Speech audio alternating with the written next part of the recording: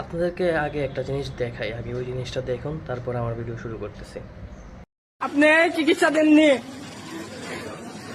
দিয়েছে বলতে এখানে বসে আছেন, আপনি চিকিৎসা দেননি। এই মেরে ফেললো আমার ভাইকে, আমার বাপকে। আমি 1 ঘন্টা থেকে বলছি যে ভাই দেখেন দেখেন, দেখছে না, এখানে বসে আছে। আমার সব ওষুধ আনিলে আমাকে আমার বাপকে মেরে ফেললো। দেখছেন ভিডিওটা?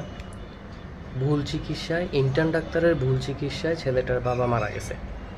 মারা যাওয়াটা তো স্বাভাবিক, কারণ বর্তমানে রোগীর থেকে বেশি ডক্টর হয়ে গেছে। ঘরে ঘরে ডক্টর, প্রত্যেক এলাকায় ডক্টর দেখবেন। আগে কি ছিল?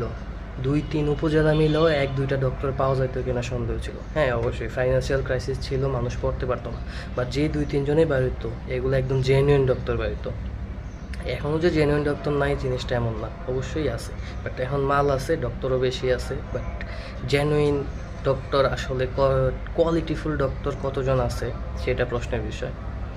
এখন অনেক বুদ্ধিজীবী, অনেককেই গায়ে লাগবে আমার কথাটা, কিন্তু আপনি ওই ছেলের জায়গায় নিজেকে দাঁড় করান আর ওই মরা বাবাটাকে আপনার বাবা হিসাবে ভাবেন, তখন দেখেন আপনার কি ফিল হয়। মানে ভাই, এখন ডক্টর মনে হয় একটা ব্যবসা, কসাইখানা হয়ে গেছে।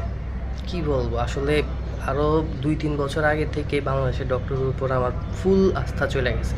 যখনই ডক্টরের কাছে যাই তখনই আমার একটা ব্যাড চিন্তা মাথায় চলে আসে যে এই দিলাম জীবনটা শেষ করে।